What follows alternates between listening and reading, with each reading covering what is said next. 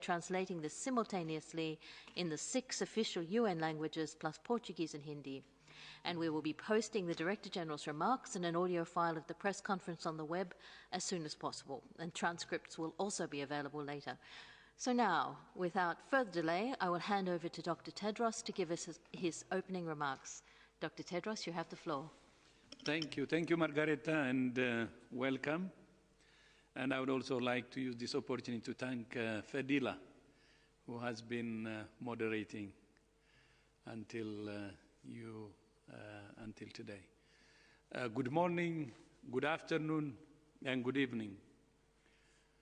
With the latest positive news from vaccine trials, the light at the end of this long, dark tunnel is growing brighter. There is now real hope that vaccines, in combination with other tried and tested public health measures, will help to end the pandemic. The significance of this scientific achievement cannot be overstated. No vaccines in history have been developed as rapidly as this. The scientific community has set a new standard for vaccine development. Now, the international community must set a new standard for access. The urgency with which vaccines have been developed must be matched by the same urgency to distribute them fairly. Every government rightly wants to do everything it can to protect its people. But there is now a real risk that the poorest and most vulnerable people will be trampled in the stampede for vaccines. That's why in April, with support from multiple partners, WHO established the Access to COVID-19 Tools Accelerator. The ACT Accelerator has supported the fastest, most coordinated and successful global effort in history to develop vaccines, diagnostics, and therapeutics. More than 50 diagnostic tests are being evaluated, and new rapid antigen diagnostics are being made available for low and middle-income countries. Life-saving dexamethasone treatments are being rolled out, and new medicines, including monoclonal antibodies, are being tested. And 187 countries are now participating in the COVAX facility to collaborate on the procurement and rollout of vaccines, ensuring the best possible prices, volumes, and timing for all countries. Importantly, COVAX is also analyzing and supporting the systems for delivering vaccines and other COVID-19 tools, which have been mapped in 4 regions. And we're rolling out other tools like the WHO Academy's new augmented reality course for health workers on the correct use of personal protective equipment. However, only a fundamental change in funding and approach will realize the full promise of the ACT Accelerator. $4.3 billion is needed immediately to support the mass procurement and delivery of vaccines, tests, and treatments. A further $23.8 billion will be needed next year. This isn't charity. It is the fastest and smartest way to end the pandemic and drive the global economic recovery. The International Monetary Fund estimates that if medical solutions can be made available faster and more widely, it could lead to a cumulative increase in global income of almost $9 trillion by the end of 2025. The real question is not whether the world can afford to share vaccines and other tools. It's whether it can afford not to. At the G20 Leaders Summit on Saturday, it was very encouraging to hear world leaders expressing their support for WHO and their commitment to the ACT Accelerator. Thank you. In September, WHO established a facilitation council for the ACT Accelerator to leverage high-level political commitment to put the tools to defeat COVID-19 in the hands of the people who need them most. Today, we are honored to be joined by the two co-chairs of the ACT Accelerator Facilitation Council, His Excellency Dag Inge Ulstein, Minister of International Development of Norway, Tack så mycket, tack ska du ha, and Dr. Zweli Mkhize, Minister of Health of South Africa. Minister Dag Inge Ulstein, welcome, and you have the floor. Tack ska du ha again. Thank you so much, and good evening, Dr. Tedros. By the time I have presented my speech today, many people have received a positive COVID-19 test. Others have been told that their loved ones did not make it. As of today, there are more than 55.5 million confirmed cases, more than 1 million deaths. Every second matters. This pandemic is not going away if we sit still and do nothing. Moreover, it is not going away if some countries only are taking a my nation first approach. Such vaccine nationalism is not only morally reprehensible, it is also a stupid thing to do. Because already heard many times, we are not safe until we are all safe. Our economies will continue to bleed money if countries with a large number of cases lag in obtaining the vaccine and other medicines. We are in this together, and the solution is only achievable if we work as one team, and yes, time is running out. This is not only a health crisis. It is an economic crisis, it is a nutrition crisis, it is a protection crisis, it is a humanitarian crisis. I could have gone on and on and on. The real world ramifications of the pandemic are all too clear to see.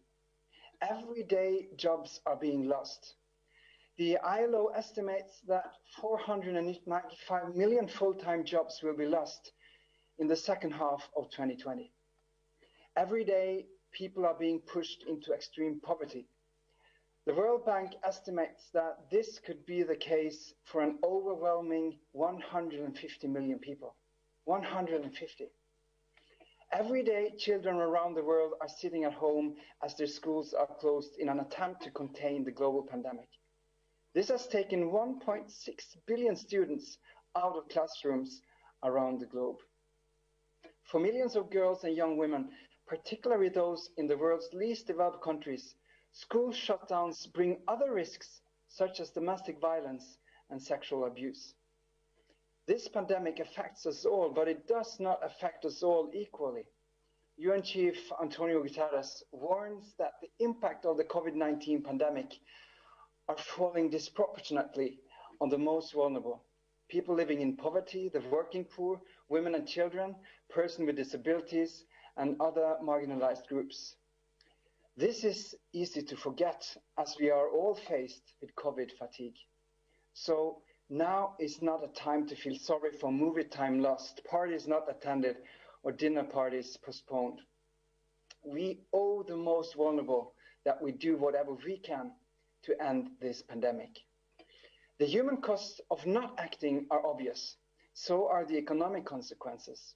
We heard some of the numbers. The IMF foresees $11 trillion will be lost in GDP in 2021.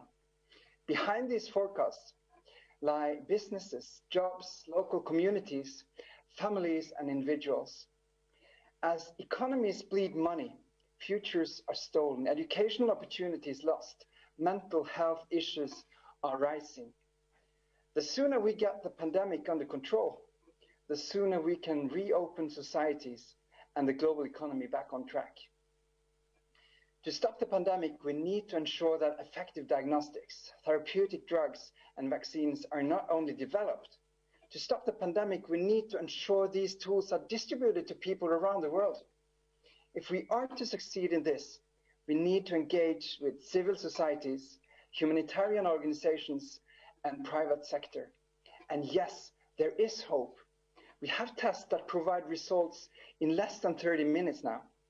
We have better knowledge of how to treat the disease. We have a wide portfolio of vaccine candidates on the cusp of finalizing phase 3 trials. We need to make sure that we do not end up with having these tools, but not the infrastructure to make them available to all.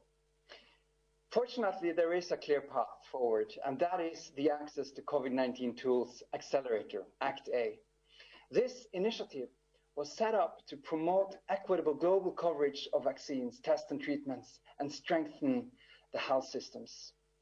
In just 6 months, ACT Accelerator partners have compiled the world's largest portfolio of these tools. To continue rolling out rapid testing, evaluating new treatments, and ensuring access to vaccines as soon as they are licensed, the ACT Accelerator urgently needs 4.3 billion and a further 23.9 billion in 2021. So we have a problem, we have a solution, now we only need to make it work. I would argue that this is a no-brainer for the world leaders. $23.9 billion sounds a lot, yet the total need is less than 1/10 of 1 percentage point of global GDP. In other words, if G20 countries were to devote just 1% of their current stimulus spending on efforts to alleviate the economic consequences of the pandemic globally, they would actually more than cover the needs of the ACT Accelerator. I would argue that this is a small price to pay to getting the world back on track. Once full travel and trade are restored, that investment would be repaid in as little as 36 hours. 36 hours. I think we all know that the cost of inaction far outweighs the cost of action. So this is the best business case ever, and it is the only way. There is no plan B. So each dollar, pound, euro, yuan, and yen spent on the accelerator is underwriting future demands for goods and services so that global trade and growth can bounce back. In a letter sent last week from South Africa, Norway, the European Commission, and WHO, we called on the G20 countries to consider support to the global COVID-19 response as part of their domestic stimulus spending and to contribute substantial amounts to fully fund the ACT Accelerator. And as the G20 summit in Saudi Arabia closes, I think we can say that we are being heard. The 20 biggest economies vote to spare no effort to supply COVID-19 drugs, tests, and vaccines to all people. Yes, we still have a long way to go, and the pledging marathon will continue. However, I think the recent news about coronavirus vaccines and the strong support from the G20 meeting addressing the need for solidarity and multilateral cooperation makes me truly believe that we can allow optimism fuel our next steps. Yet, only a fundamental change in funding and approach will turn new hope of technological achievements into an effective weapon against the virus and allow us to change the course of the pandemic. I trust that every world leader see that this problem is not solvable if we don't collaborate. The cost of inaction and the human consequences of prolonging this pandemic should be incentive enough. So, to end, it's amazing what we have actually achieved so far. Despite many ongoing conflicts in the world, despite difficult topics, all countries are somehow united in this. Yes, when it comes to the ACT Accelerator, we are actually still sitting around the same table. Yet we come to the table with different perspectives and different needs. But so far, everyone has been willing to listen, to stretch, to try to understand and meet each other, because we understand how closely intertwined our countries and people actually are. The ultimate goal becomes so much more important than just launching the best and right solution for ourselves. So with that said, back to you, Dr. Tedros. Thank you. Thank you, thank you. Thank you so much, Minister Ullstein, for your support and commitment. And as you said, I fully agree, the best case ever, and it has to be supported. Thank you so much again. It's now my great honor to introduce Dr. Zweli Mkhize, Minister of Health of South Africa. Your Excellency, welcome, and you have the floor. Thank you so much for your support also. Thank you. Thank you very much, Dr. Tedros, the Director General of the WHO, and all the members of the WHO team, my colleague, the co-chairperson, Minister Dag-Inge Ulstein. Thank you very much for the opportunity to be part of this very special occasion, this briefing. If there was ever a case for solidarity and global cooperation, this COVID pandemic has demonstrated one. The crisis is hitting the world hard and our most fragile regions harder, affecting income, health, education, and other parts of our socio-economic lives. COVID-19 does not respect national boundaries, and as long as it exists anywhere, it is a threat everywhere. No one is safe until everyone is safe. Global solidarity isn't just the right thing to do. It's the smartest thing to do, ensuring that tools are allocated equitably, not based on income, but based on universal protection against COVID-19, is the fastest and most effective way to defeat the pandemic and get our lives and our economies back to normal again. We must treat access to COVID-19 tools as a global public health initiative. Collective efforts to stamp out the virus now would also mean that future deadlier strains or mutations that are more difficult to treat could be avoided. It is clear that every country will need to play a part in financing an end to this crisis, and every leader has a political choice to make. But the lack of adequate financing for our global exit strategy, the ACT Accelerator, is an existential threat to the economic and health security of all countries and their citizens. Speaking from the perspective of the African continent, it has now recorded over 2 million cases with 49,000 deaths, which is accounting for 2.5% of the global caseload. There are early signs of resurgence as 18 countries, which is 38%, more than 20% increase are recorded in numbers the last 7 days when compared to the previous 7 days. It's also not certain how a resurgence on the African continent will evolve, and therefore early equal access to vaccines and therapeutics will be critical in mitigating the threat posed by the resurgence on the continent. As part of these preparations, President Ramaphosa, His Excellency, as Chair of the African Union, established a COVID-19 African Vaccine Acquisition Task Team to lead this effort. In addition to equitable access to COVID-19 tools, we also need to pay attention to the strengthening of health systems. The ACT Accelerator offers a clear way forward for ending the crisis through global cooperation that will deliver all countries need to end the acute phase of the pandemic, restoring economic vitality and averting catastrophe. And whilst the pace of scientific research and development into effective vaccine therapeutics and diagnostics is unprecedented, its true value will only be realized if countries can access these tools and are prepared for their use. Every country has work to do to ensure that once ready, these tools can be rapidly deployed. This includes ensuring that capacities and infrastructure that need to be radically scaled or upgraded to deploy COVID-19 tools are ready and working. Bottlenecks in key areas of health systems such as data, workforce, clinical care, supply chains, as well as access to key commodities such as PPEs, oxygen, remain limiting factors to effective deployment and use of COVID-19 tools in many countries. The Health System Connector pillar of the ACT Accelerator is the critical mechanism to support countries to bolster and strengthen through a tailored approach that uses global knowledge to address local problems. Countries' readiness is an absolute prerequisite to the equitable scale up of the COVID-19 tools. It is a hurdle we must clear if we are to win this race. And this is one time where we all need each other and every country matters. And therefore, we need to make sure that we focus on more and more partnership, solidarity, and global cooperation. Thank you very much, Dr. Tedros, for inviting us. Thank you.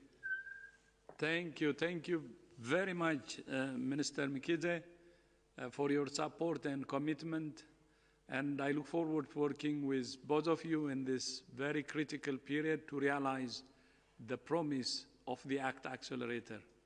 Thank you so much again, and I hope you will stay with us for a few more minutes to answer if we have questions from the media. And with that, back to you, Margaret. Thank you very much, Dr. Tedros. So yes, we will now open the floor to questions. I think I probably don't need to remind you, you need to use the raise your hand icon to get in the queue. We already have a large number of you in the queue, so I ask that you restrict yourselves to one question. Remember, we also have our experts on the line and in the room, so indicate clearly what your question is. And we have limited time, so please keep your question short. So I will stop talking now and give you a chance to ask your question. The first one goes to Corinne from Bloomberg. Corinne, could you unmute yourself and please ask your question? Hi, thanks for taking my question. It'd be great to get your take on the AstraZeneca vaccine results, especially since it said that they're going to try to get a quick recommendation from the WHO. And it seems like the results are not that straightforward.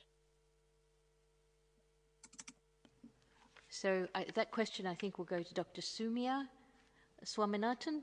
Dr. Soumya, are you on the line? Yes, I am, Margaret.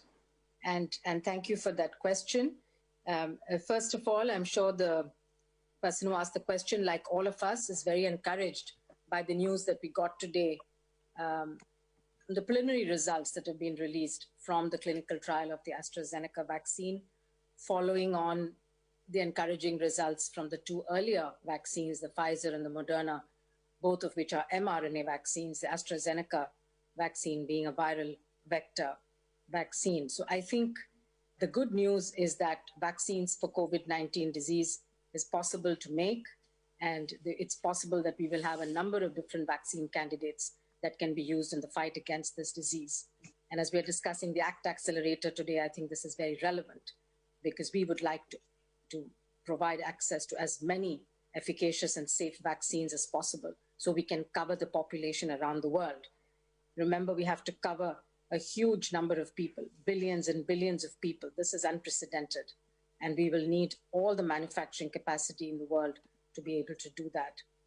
Now, on the AstraZeneca results itself, we've heard only the preliminary results about the vaccine trials that were done in the UK and Brazil, looking at two slightly different dosing schedules. And the schedule that had the two doses of the same dose given two times had a slightly lower efficacy, but still it was about 62%, which is above the benchmark that we had set. But the schedule which gave a smaller dose followed by a larger dose, actually the efficacy seems to have been higher, up to 90%. But again, this is based on rather small numbers. And I think we need to wait to see the results, both of the efficacy and the safety. The AstraZeneca vaccine is also being currently trialed in many other countries. And eventually we should have data on about 60,000 patients or so that will enable us really to have a much more informed decision. So we await discussions with the company and they've already talking with our pre-qualification program on how they would go about. And Dr. Simao is available to answer more questions on that. Thanks. Thank you, Dr. Swaminathan, and over to Dr. Simao for some added points. Thank you very much, Margaret, and thank you Corinne, for the question. Actually, we have had already several discussions with AstraZeneca on following the expression of interest that WHO issued for the emergency use listing and pre-qualification of the vaccines. So we are very hopeful, and we are about to receive more data that includes clinical data in the next week. And we are also aware that AstraZeneca is also submitting the dossiers to the European Medicines Agency, and we do have a very close collaboration. There are actually 8 sites that, and some of them are manufacturing sites. So we will be analyzing this data with very carefully, but very much welcome the results so far. We expect that we should have finalized the assessments in the beginning of next year. Thank you. If I could just add, Margaret, I forgot to mention the advantage of this vaccine is that it can be stored in the ordinary refrigerated temperatures of 2 to 8 degrees and is stable at that temperature. And that, of course, has huge logistical advantages for transporting and delivering this vaccine to cities and towns and villages and rural areas around the world. And we hope there will be more vaccines like that, which are more heat stable, and we have to also continue to encourage all the other developers who are doing clinical trials and who are in early phases of development, because we do need a variety of vaccines out there that will target different groups better, that will have different storage conditions. And also the issue of affordability is also important to keep in mind. Thanks. Thank you, Dr. Swaminathan and Dr. Shimao. There do not seem to be any comments in the room. So I will take the next question from Gunilla, the Geneva correspondent for Swedish media. Gunilla, please unmute yourself and go ahead. Can you hear me? Yes, please go ahead. Thanks for taking my question. It is very, very promising with the vaccines coming, vaccine candidates. But first we have Christmas, and Christmas is now about 1 month away. And countries start to give advice. Like in the UK, they said that we can have an exception of 3 households celebrating Christmas together, which could be a lot of people. In Sweden, meanwhile, the Prime Minister yesterday said there should be 1 family staying inside for the time being. So I'm wondering, would you be able to give advice, recommendations, how countries should deal with celebrations around Christmas, especially in Europe that now are still in a very high, still have a very high community transmission? Thanks. I can start. Maria will follow up. I think, first of all, it's important here that we separate the science of COVID-19 from what is the policies that surround that science, because governments have to make choices, and they have to decide on the local epidemiology of the disease. They have to decide what the tolerance level of the population has been, how long people have been in lockdown or not in lockdown, what level of control they have, how strong their public health architecture has become over the last number of weeks. Have they expanded their capacity to test, to trace, to quarantine, and to isolate those people who are actually sick or carrying the virus? Are they able to protect vulnerable populations? So the decisions to ease restrictions coming towards a holiday period, and there are many countries heading towards holiday periods. We've seen the most recent holiday period in Canada, their Thanksgiving, they did see an increase in transmission after that period, because people come together, they mix, they travel. It's inevitable that in the presence of community transmission, that if you further release the opportunity for the virus, it will find opportunities to transmit. But there is the trade-off, the economic and social trade-off in that. So I think it's really important that we're not trying to bend science in this. The science is straightforward. If there is significant community transmission in your country and you don't have the necessary public health architecture to track and trace and isolate and quarantine contacts, then further opening up will result in increased transmission. There's no question of that. The question is, have you got the disease under enough control to start with? And can you, in a sense, allow people a little bit more freedom over the period of the Christmas period, which generates a sense of confidence and a sense of joy in the community, which people need right now, without letting the virus let rip again within our communities. And this is a very important trade-off. And it's a trade-off between those two issues. Please, the science is clear. The policy is what's not clear. And each government will have to decide on its policy based on those trade-offs between the epidemiologic risk versus the economic and social risk of continuing to have people in a restricted situation over a holiday period, which will generate genuinely a lot of frustration, further fatigue, and a lot of pushback. So Maria may comment on the technical aspects of this, but I certainly hope that we're not going to enter into a period where we're trying to come up with a formula that says this is how much you can open up, and this is, you know, how many days of Christmas we can have by some scientific formula that says this is safe and this is not safe. There is no safe or unsafe decision. There is only higher and lower risk of the situation getting better or worse, depending on what you do. Thanks, Mike. Yes, I mean, I think the point is that there's no zero risk here right now. We are in the middle of a pandemic, and many countries, unfortunately, are in a very difficult situation with increasing case numbers, with hospitals full and with ICUs full. So as Mike has said, there's lower risk or higher risk, but there is a risk. This virus needs us. They need people to spread between. And if we allow it to, we could be that individual that brings that virus into someone's home. What we have outlined to support countries in making those policies is a risk-based approach in terms of what is the situation in the areas where you live, where people need to travel from, where they need to travel to. And you, as individuals, need to take decisions about how will I celebrate these holidays that are coming up, that have happened. Am I going to be visiting a family that has vulnerable individuals that live in that family? And what is the possibility that I could potentially bring that virus into that home, where someone who lives there has a higher risk of developing severe disease and a higher risk of dying? So there's a lot of things that we outline. You know, who will you be visiting? What will that situation look like? Can you have that holiday indoors or outdoors? How crowded will it be? You know, there are ways in which you can reduce the risk, but there is no zero risk, unfortunately, in this situation. I do think I agree with Mike and all of you who understand that this is incredibly difficult, because especially during holidays, especially during birthdays, especially during these family celebrations, we really want to be with family. But in some situations, the difficult decision not to have that family gathering is the safest bet. So everyone will need to take that decision based on your current situation, based on your family, based on where you need to travel. We hope everyone will have a happy holidays and find ways to connect. So unfortunately, many people around the world have access to ability to connect virtually.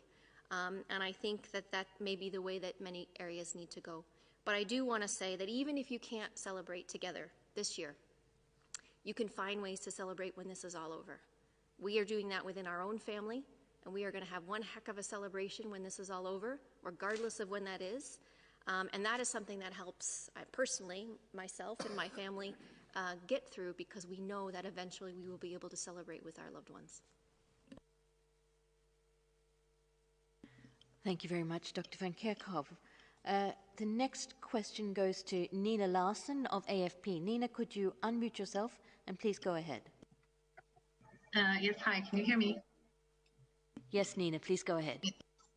Thank you for taking my question.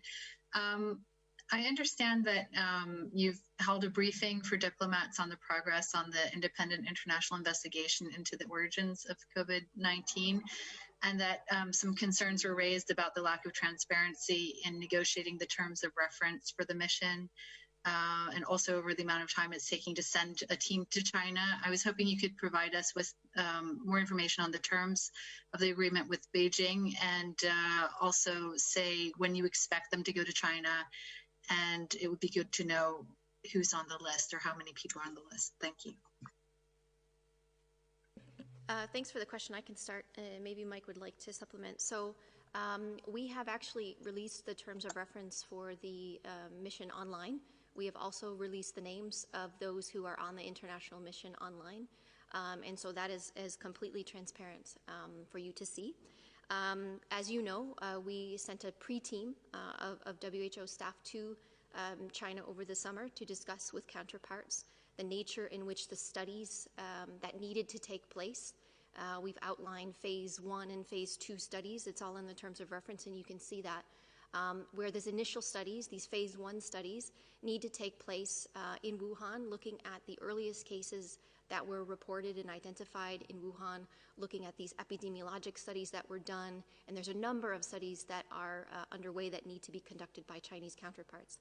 The international team has met and is meeting with Chinese counterparts to see how that could be supported through global collaborations, and this is very technical and very science-oriented and very research-oriented because there are many, many studies that need to be undertaken.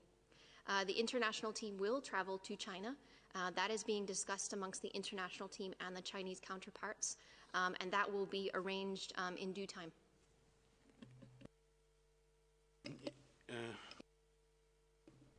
Don't think that's working at all now. Is it on? Yeah?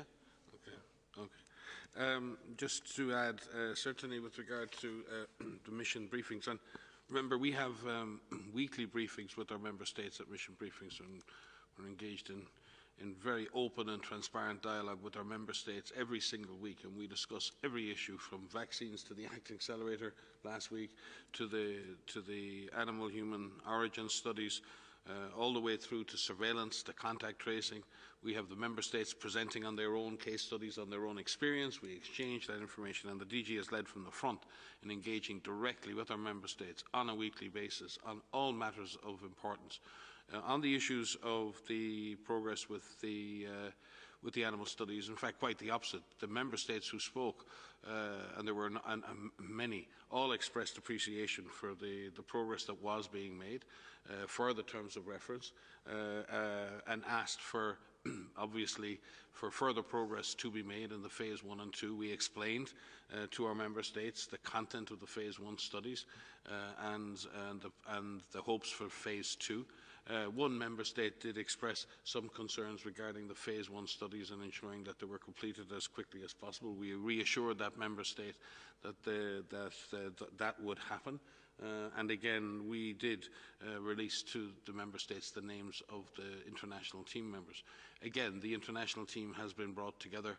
We were in the process of finalising their legal documentation to be members of this group, and as soon as we had been able to confirm all of that, we put the names of the team up on the list. There are also, and I must also express, the team themselves, the international team, have expressed their own concerns. There has been a level of attack and abuse to people involved in international science. It is not an easy space to be in right now, and let me be plain about that. We have all received our fair share of hate mail and threats and everything else right through this process. And it is important that we as an organisation protect the space of science and protect those scientists, and we would like to thank them for their openness and transparency and for allowing us to release their names. That's not an easy choice when you're trying to do your best for your own system and for the international system. So we thank them not only for their scientific leadership, but for their courage in doing that. And it's a strange thing to have to say in this world today that it takes courage to be a scientist. I used to think it only took brains, but now you need to be brave and courageous as well to do science in the face of the anti-science movements that we see and the ideologic politics that has come into this process. We're very, very pleased with the reaction of our member states. We're particularly encouraged by the way in which so many countries are supporting everything that we're trying to do.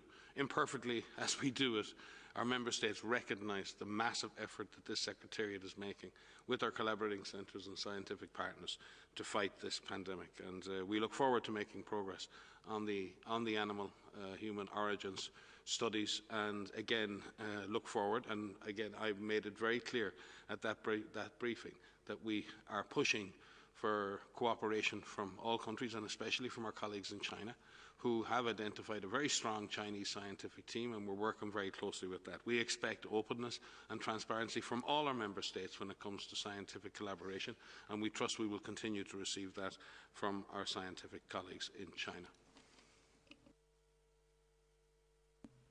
Thank you very much, Dr. Ryan and Dr. Van Kerkhoff.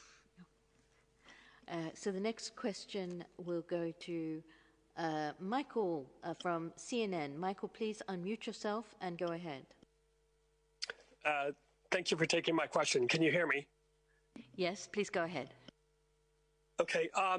As a kind of follow-up to the last question, it's hard to believe, but we're almost at a year where case zero, or the index case for coronavirus, was kind of identified. However, all we seem to know, according to state documents reported on by the South China Morning Post, is that it was a 55-year-old male, but he can't be identified, or no one can trace him. How important is it in your investigation to find the origins of the coronavirus, who case zero was, or who the index case was? And just quickly, also the wet market where the virus is believed to be originated, that's been cleaned up and closed off. How will that be an impediment to your investigation? Thank you. We could end up in a lot of detail. Your questions are well asked. Identifying case zero is a very important aspect of all epidemic investigations. There may be more than one case zero in some situations, because there may be more than one species breach.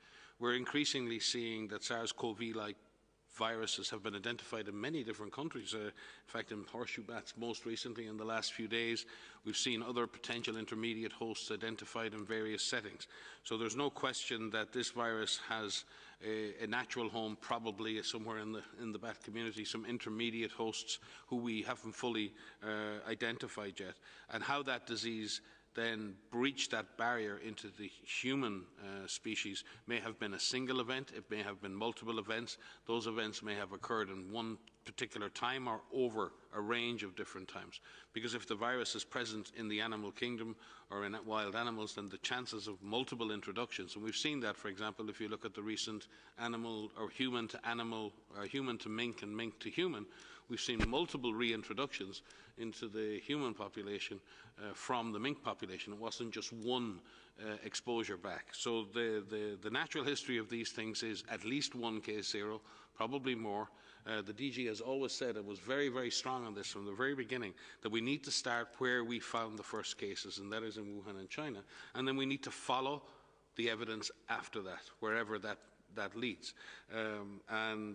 With regard to the Wuhan seafood market, in fact, one of the interesting findings is while there was most certainly a temporal and geographic cluster associated with the market, not all of the cases in that initial cluster can be linked directly to the market. So the market is likely to have been a point of amplification, as we've seen, for example, in the Shanghai and the event in Beijing, we had Shanghai, a similar event. So we don't know whether it was a human that drove the amplification event at the Wuhan market, or was it an animal?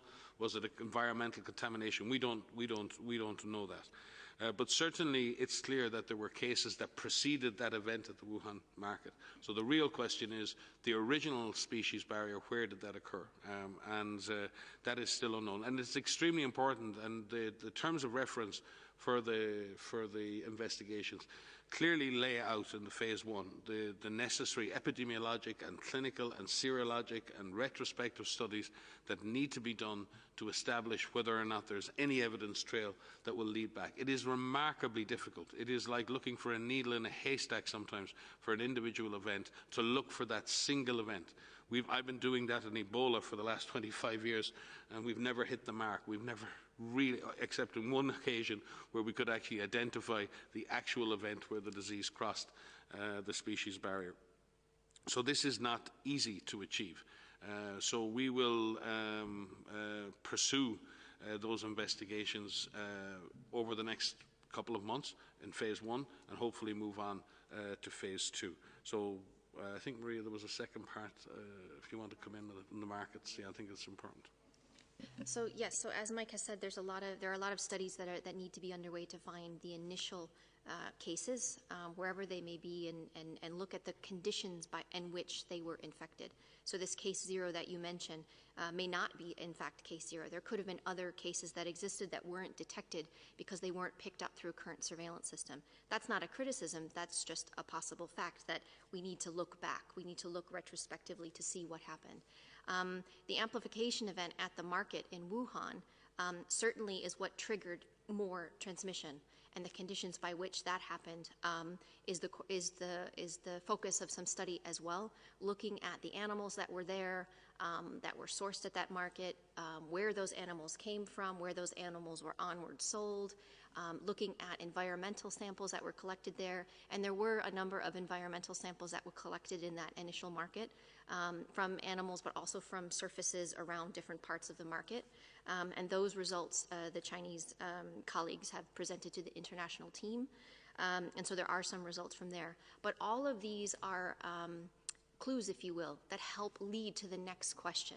As far as any answers that we get from any studies, they lead to a number of additional studies. And so as Mike has just said, and as the DG has outlined, we follow the science. We're also working with a large number of people across the world looking at retrospective analyses in different countries. You've heard studies of wastewater, studies that have looked at samples from 2019. We're working with our SERO-EPI networks of looking at stored clinical samples and sera from 2019 to see if any of those test positive.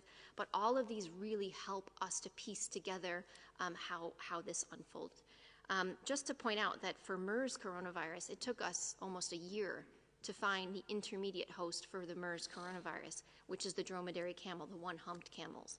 And those came from detailed epidemiologic investigations at the animal-human interface with people who were caring for camels, testing the animals, testing the camels, looking at sequences, and being able to match and see that there was transmission that had happened between the humans and the camels.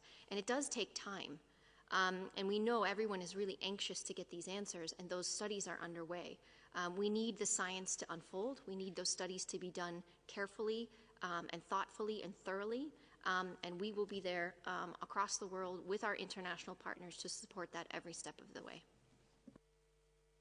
And Margaret, can I just add, to be clear again on the journalist's question, we fully expect that we will have a team on the ground. We need to be able to have the international team join our Chinese colleagues and go to the ground and look at the results and the outcomes of those phase 1 studies and verify these data on the ground. This is extremely important, and we are continuing to expect that be the case.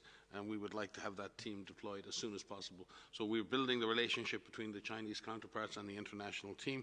We have regular Zoom calls between the two groups, and we fully expect and have reassurances from our Chinese government colleagues that a trip to the field, part of the mission, will be facilitated and as soon as possible in order that the international community can be reassured of the quality of the science. And again, the Chinese colleagues have done a tremendous amount of scientific investigation. In fact, I think have published hundreds and hundreds of papers regarding the situation in China and the learnings they have done. But clearly, we all need to understand the origin of the virus. We all need to understand where it has come from, not least to understand where it may re-emerge in the future.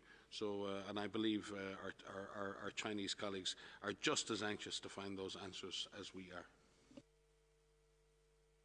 Thank you very much, Dr. Ryan and Dr. Van Kerkhove. The next question goes to Emilio de Benito from El País. Emilio, please unmute yourself and ask your question.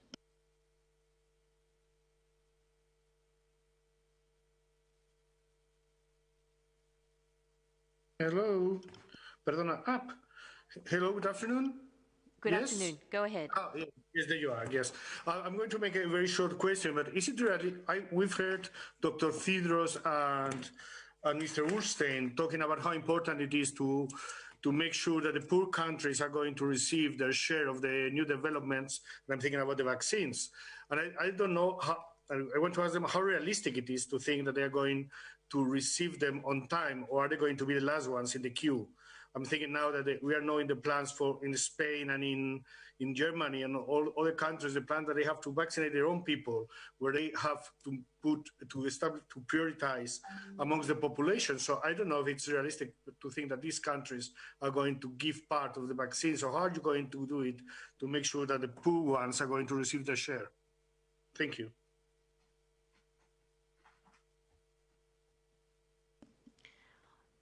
Thank you. Our ministers, our guests would like to respond to that question. Thank you so much, and thank you for that question. And I think this is the most important thing, because it's not enough to develop vaccines. It's all about the last lap. And that is why my colleague from South Africa and I have been so clear on our mission also. It's about creating equitable access for all, and to make sure that vulnerable groups and critical health workers in all countries. So I know this is very much on Dr. Tedros' heart and mind also, because we really need to make sure that the logistics, that the infrastructure, that we have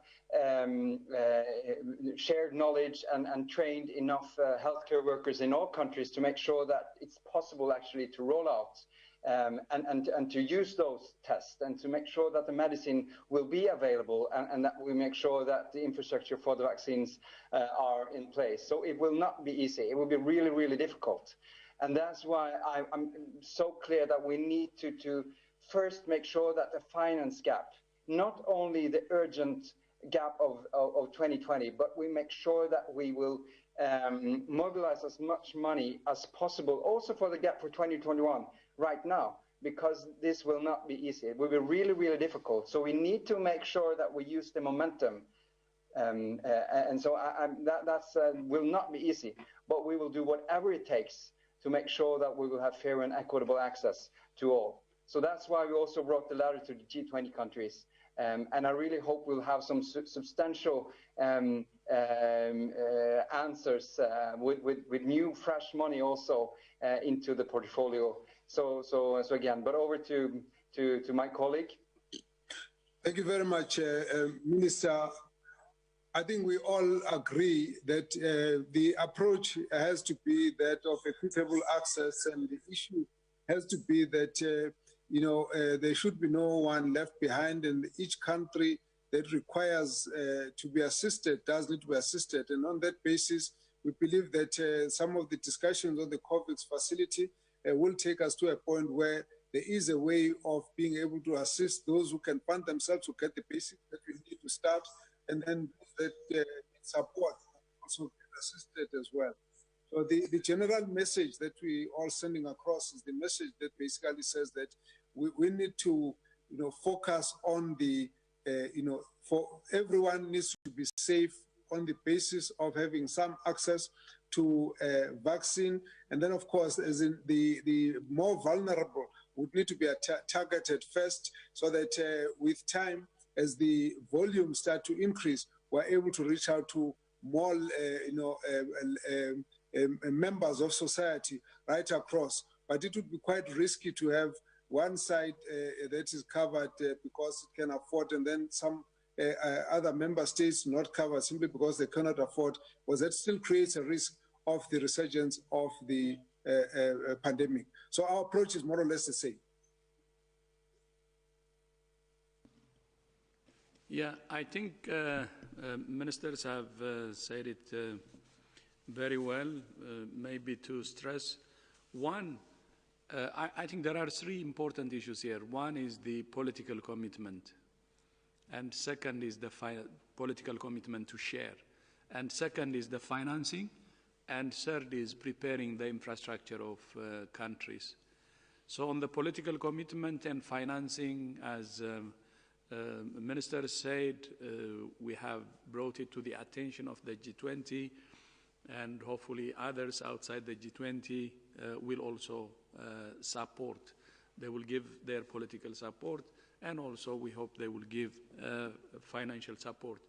It won't be easy, it's going to be tough, but at the same time, we have now the Facilitation Council, and the Facilitation Council, which is chaired by Norway and South Africa. Its objective is to make sure that the political commitment and also the financing is ensured. And on the third, the preparing infrastructure, the World Bank, UNICEF, WHO, Global Fund have already sent a letter to our country offices to work with countries to prepare the infrastructure for vaccination, to identify gaps and fix and prepare it. That will include training of health workers and so on. So all agencies relevant for this are also working on preparing the countries, and that's very important, the preparation of countries. One country which we have seen actually very really advanced is Ecuador in terms of preparing for vaccination. I had the opportunity to speak to the health minister and the foreign minister last week, and they have a very good model. Learning, I think, identifying best practices of countries and sharing it with countries to use will be very important. Thank you. Thank you so much, Dr. Tedros and honourable ministers. So we're really coming up to the hour, but we're going to take one last question from Morocco, and that is from Abdullah Hussan from Morocco News. Abdullah, could you unmute yourself and go ahead? I think you may be asking in Arabic. السلام عليكم. شكرا لكم على اختيار هذا السؤال، وهو كالتالي: ما مدى فعالية اللقاحات التي سوف تعتمد المغرب في الحملة الوطنية للتلقيح التي سوف تنظمها قريبا كأول دولة إفريقية؟ وكما نعلم أن هناك 3 لقاحات متقدمة: سينوفارم، سبوتيك 5 وفايزر. شكرا لكم. شكرا.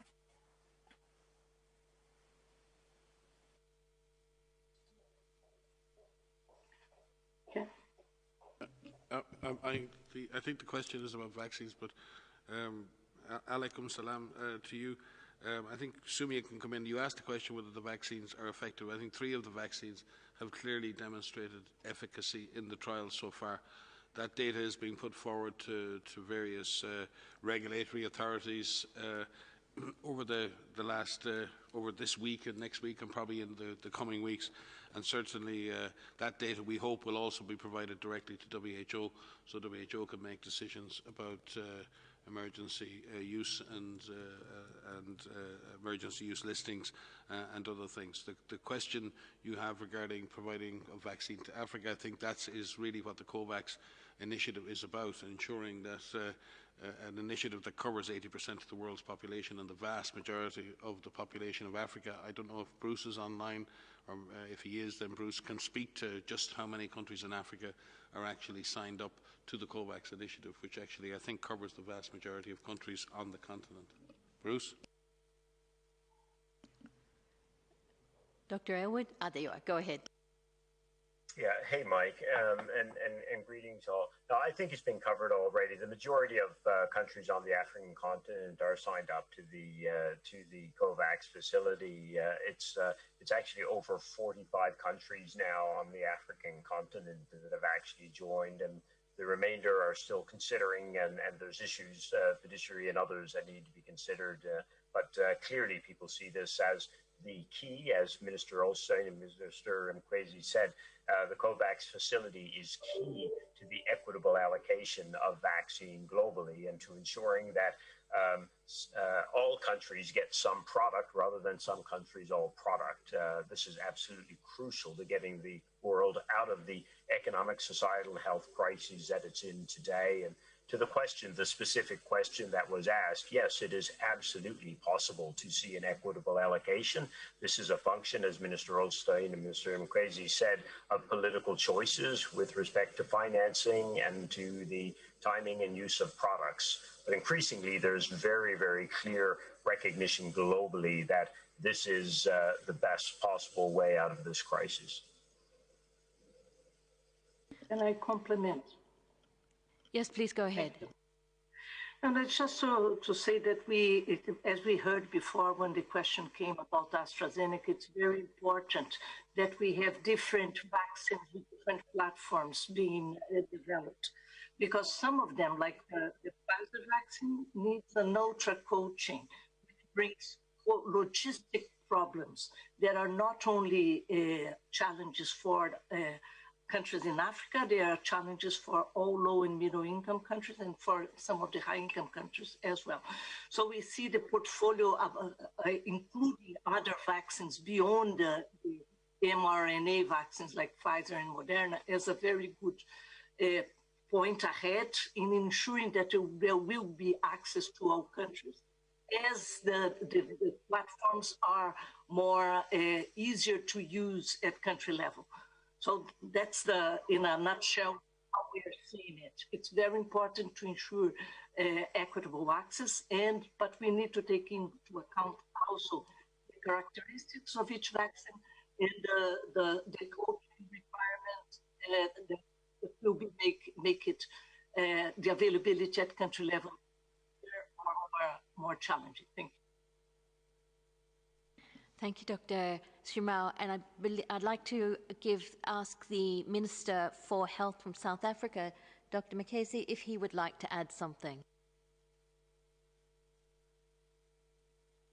Yes, thank you very much. I think following on the response that has been given, just to bring to the attention of the person who asked the question, that from the African Union perspective, there's been a task team that's been set to help to coordinate the access to vaccine together with the member states, also working together with the COVAX facility, the Gavi, and the other partners. And in this process, the African Center for Disease Control is the one that's at the center coordinating, looking at the numbers, the needs, and so on, so that in addition to whatever the WHO and all the other players are doing, there is adequate support from the African Union member states. This is building on the work that was done during the difficult days of the early COVID pandemic, where the assistance, the support, the donations, the needs, the new tools for acquisition had to be coordinated through the Africa CDC.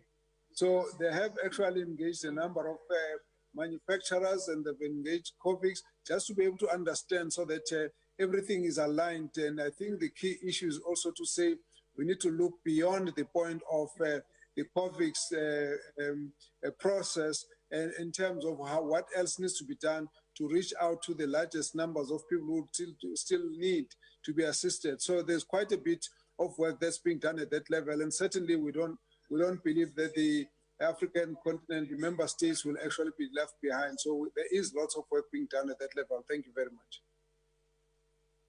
Thank you so much, Minister. And thank you very much to all journalists who joined. Your questions were excellent today.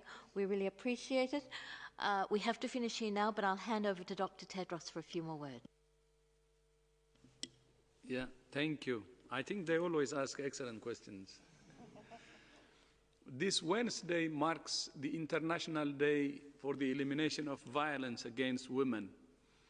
Around the world, nearly 1 in 3 women have experienced physical or sexual violence, mostly by intimate partners.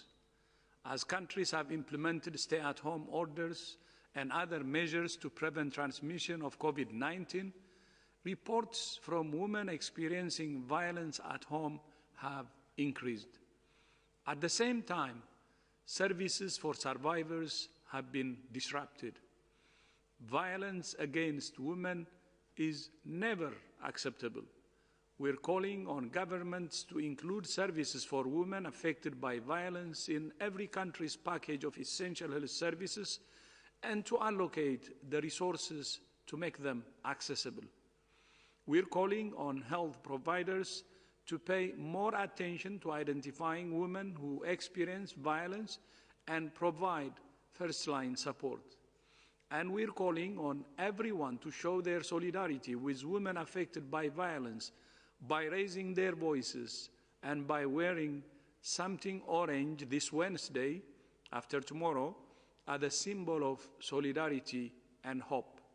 Thank you, and see you on Friday. And I would like again to thank Minister Mkize and Minister Ulstein for joining today, and also for your leadership of the Facilitation Council of the ACT Accelerator.